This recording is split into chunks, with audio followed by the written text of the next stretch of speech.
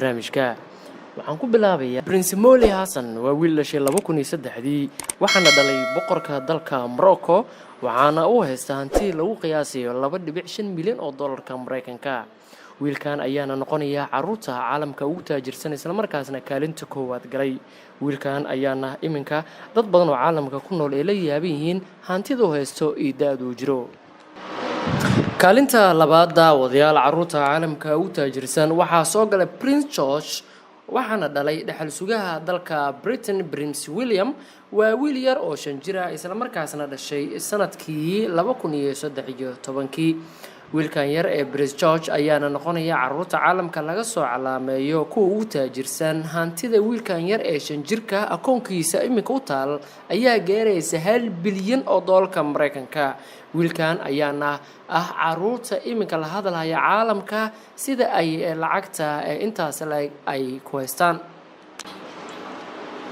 kaalinta saddexaad ee caruurta caalamka ugu taajirsan daawadayaal waxaa soo gashay gabadha yar ee la yiraahdo Suri Cruise waxaa dhalay actor-ka caanka Tom Cruise iyo Katie Holmes waana gabar yar oo marka la fiiriyo iyadana xagga lacagaha caalamka laga soo calaameeyay caruurta ugu taajirsan caalamka. hantideedana daawadayaal waxaa lagu qiimeeyay 3 milyan oo dollarka Mareykanka.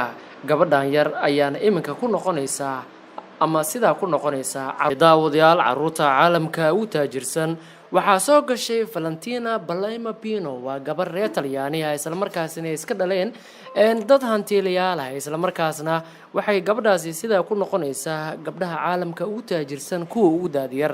Janine Christopher Zane Smith waa wiil dhashay 98 waxaana dhalay actor-ka caanka ee la yiraahdo Will Smith.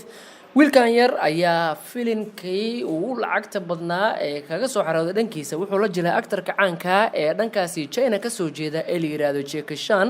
filimkaas oo ku qaatay 5 milyan oo dollarka Mareykanka. Rico Rodriguez daawadayaal muuqaalka xiga hadaan soo qabano waa caruurta wuxuu kamid yahay caruurta lixaad aan ku soo qaadanayno barnaamijka. Rico Rodriguez waa wiil ka soo jeeda dalkaasi Mareykanka 98 ayuu dhashay waa 20 jir isla markaasna ah actor wali iskuulkii muusan dhameen.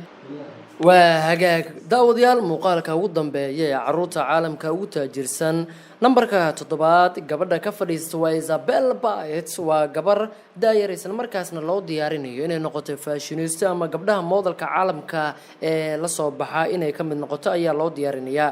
gabadhan yar ayaa maalinkii $100,000 waxay ku qaadataa in ay TV show u qabato isla markaasna dharka hablaha xayisiiso maadaama ay yar tahay isla markaasna waxay xayisiisaa gabdhaha la jaalka ee xagga marka la fiiriyo ku daada. gabadhan yar ayaana noqonaysa sida la calaameeyay milyaneerada caalamka ee soo socda maadaama maalinkii kaliya dharka ku xayisiiso $100,000 Mareykanka.